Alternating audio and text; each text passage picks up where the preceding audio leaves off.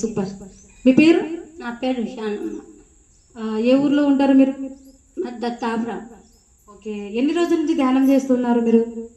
మేము 2 నెలలు అయింది చేయబట్టి. నాకు ఆయాస ఎక్కువ అయింది.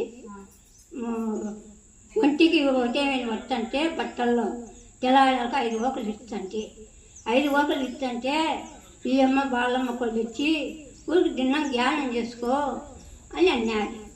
మా కొడుకు వండుకొని వద్దులేమ్మా, నువ్వు పొద్దుటూరు ఇచ్చుకొని పోతా, కొడుకుగా బిడ్డ అండి, తోలుకొని రామా, తోలుకొని కప్పులయ్యా, నీకు అక్కడ చూపిస్తాను అన్నాడు బిడ్డ. కొడుకు వండుకొని వద్దులేనైనా చూస్తాను, ధ్యానం చేస్తా, 1 నెల చూసి పోదాంలే ఆసుపత్రికి అన్నా.